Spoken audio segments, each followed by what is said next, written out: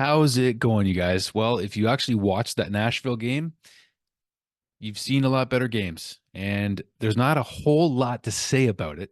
And it's going to be relatively short tonight, actually, because there's something else I want to talk to you guys about. An experience I had today on X or Twitter, and it might seem self-centered to talk about me and something that happened along the lines of my content and my channel, whatever. But we'll get to that in a moment. Let's talk about this game very briefly. As we saw, the Habs lose 2-1 to the Nashville Predators, and Colton Sissons gets 2 goals, the only 2 goals, both goals for Nashville, and ends up finishing the Canadiens off.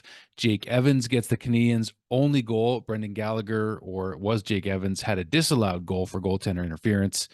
But Brendan Gallagher was like a dog on a bone in this game, and 10 shots on goal. 10 shots on goal for Brendan Gallagher in this game against the Nashville Predators. And you know something? Why is it only him, sometimes it seems, that plays with as much intensity and passion? Just nobody plays like him, right?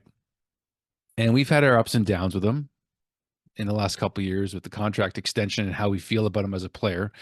But there's no question that he brings passion and a desire to win each and every single game, no matter where the Canadiens are at. So I just give him kudos for that. He got second star in this game, Brendan Gallagher did, and no points to show for it, but 10 shots on goal. How many minutes did Gally have? 14:57, one registered hit, 4 penalty minutes. Good old Brendan Gallagher. We love him. Anyways, some of us still do. But regardless, the Predators were needing a bounce back, and frankly, these back-to-back games are ridiculous sometimes. I mean, you can't do anything about it, but the fact is, you just can't be as ready sometimes. I don't know. Some guys say you'll be even more ready on game two when it comes to these back-to-backs, but in the Canadiens' case, when they come back home, it just about never works. It's also the fact that their roster is not that great right now, still, right? So Tanner Pearson, we get news about him out 4 to 6 weeks. Another injury to add to the list.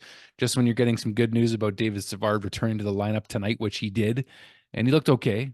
I thought he looked a little invisible at times, just by nature of maybe just not being used to seeing him out there. Used to seeing Gustav Lindstrom, who was a healthy scratch.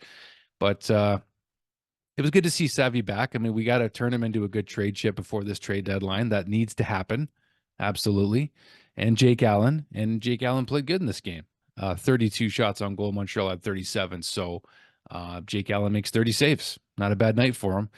But Nashville didn't really look that dangerous. I thought Montreal looked, well, they can't complete passes, right? I mean, they just can't gain zone entries clean. They can't get good shots off. Caulfield can barely get a shot off. Slavkovsky still doesn't shoot enough. There's just way too many holes to look at in a game like tonight. So that's why I want to keep it short talking about it, because quite frankly, there's just not much to say. The Canadiens' power play is very, very hard to watch sometimes. It's not very good.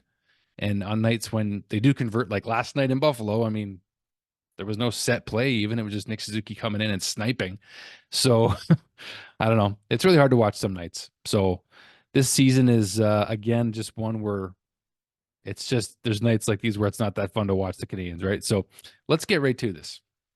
And some of you who follow me on X or Twitter, I still call it Twitter a lot of times, may have seen what somehow went a little bit viral today, a tweet that I sent out, a clip of Yuri Slavkovsky from a video on this channel when I was in Montreal and I met a bunch of the players after practice in Brassard at the end of October of this year. And I don't know what got so many fans upset, but they obviously didn't have the full context of what was going on, because you guys saw the full video on this channel. It's about 4.5 minutes long. It's called I told Slavkovsky I was sorry at Habs practice. Tongue in cheek, comedic, just meant to be funny. When I said that, I told you guys I wanted Shane Wright at first. That's the running joke. And I have Slavkovsky's jersey. By the way, I have his jersey, if you didn't know. I support him now, especially that we actually did take him a year and a half ago. But long and short of it is, I don't even really want to play that much into it, but I just was surprised by the reaction of me sharing a 7-second clip of me saying to Slavkovsky, I really wanted Shane Wright at first, and I'm really sorry. I just want you to know I'm really sorry. And then Slavkovsky laughs. And honestly, at the time, I thought he took it exactly as I meant it, like tongue in cheek, half serious, kidding around. I do support you now. I did want Shane Wright, but I'm sorry. It was kind of like me putting on my acting shoes because I did go to school for acting and just kind of giving a performance a little bit, really, just to make the guy laugh and make you guys laugh. And most of you on this channel that know the full story from Habs Tonight, from my channel, knew that it just meant in good fun. And I did want Shane Wright. I admit it. I admitted it to Slavskovsky, and he took it in stride and moved on with his life. But a lot of folks on Twitter, on X today, decided to go on the attack against me for whatever reason. They dehumanize you on Twitter. That just happens sometimes. And today was the victim of it, I guess, for the first time. I don't know. I was laughing actually through a lot of the comments because I have no idea who these people are. They don't really know who I am either. And some of them do, but you guys know on this channel, if you're watching this especially, you support me. And I still consider it a miracle that I can even do this. And I mean that sincerely. I step in front of this camera and this mic, and it's a gift to be able to talk to each of you. It's the coolest thing. I don't take things for granted in this life.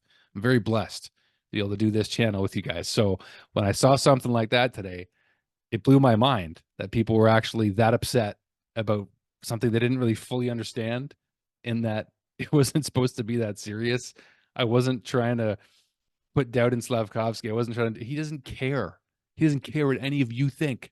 He doesn't care anybody thinks, that's the whole point of being a professional hockey player, is that you block out the noise. And that's what he's done a good job at. That's what I said he's been doing. And for everyone to just anyways, um I didn't get upset necessarily, but I did fire back at a couple accounts, and not even in like an angry, disrespectful way. I think I was more just gamesmanship, kind of just chirping back a little bit with people.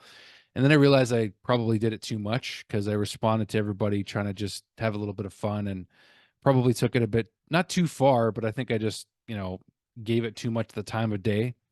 But the fact is, if I do continue going with this, coming up a little closer now, if I do continue pursuing this whole thing, covering the Canadians on this channel and making it more entertaining, I haven't even showed people the talent that I really have in acting and the impressions that I've wanted to implement on this channel to make it more entertaining. I haven't even done that halfway at all. Still, I haven't even shown half of what I'm capable of. And it did light a bit of a fire under me to want to do that, not to prove anybody wrong, but just to show that I know who I am and I know what I'm capable of, and I appreciate those who support. And um, it's not going to be the last time that someone's going to send a hate tweet towards you. It's not, right? You can follow me on Twitter if you want, at Drew_Deeks, on X, whatever you want to call it. But I just wanted to say this for fun, and you can take it however you want. But I'm going to say this line from D3, the Mighty Ducks. I am determined, Lord willing, and I will open up about my faith. I can't worry about what people think anymore, not at this stage. And God willing, if He allows me to continue to grow and have success on YouTube talking about the Montreal Canadiens on this channel, then I do want to be one of the best. One of the best. I mean that sincerely. Why else am I here if I'm not going to be one of the best? I'm a competitor. We're all in this business to be competitive and to do our best and to realize there's competition. So I'm just going to say this from Gordon Bombay, Emilio Estevez, and D3 the Mighty Ducks. I will win because I am very, very good. That's all I got. I'll see you guys soon.